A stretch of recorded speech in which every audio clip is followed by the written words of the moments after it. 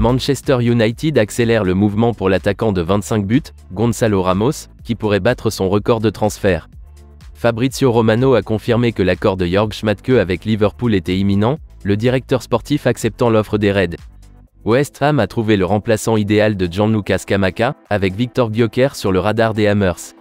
Le tout dans les potins de transfert de mercredi.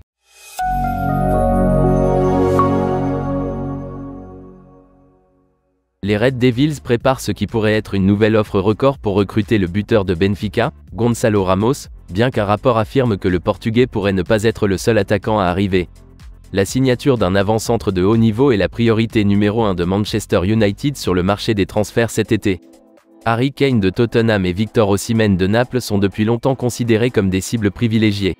Cependant, une longue liste d'alternatives viables a été spéculée. Gonçalo Ramos, 21 ans, en fait partie.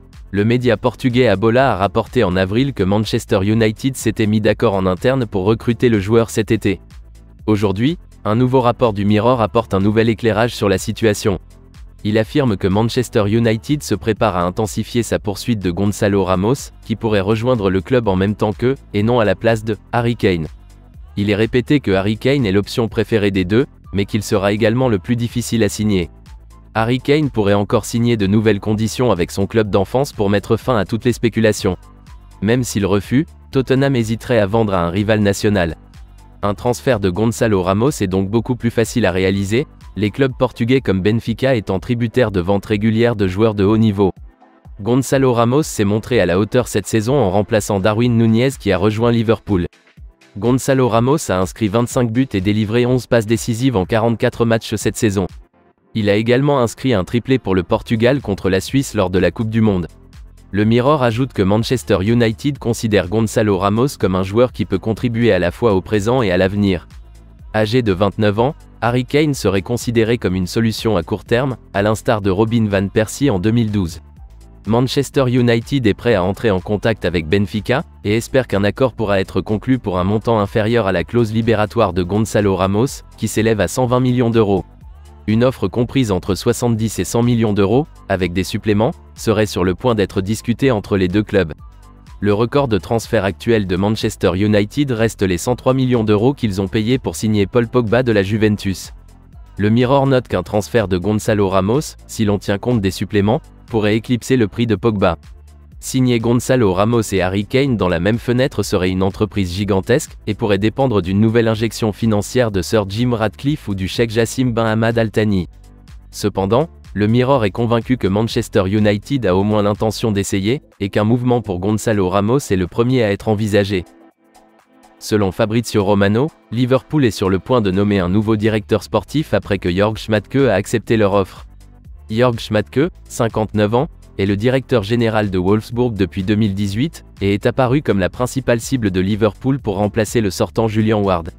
Julian Ward n'a occupé le poste de directeur sportif à Anfield que pendant un an. Il a remplacé Michael Edwards, qui a fait parler de lui, mais qui quittera son poste cet été.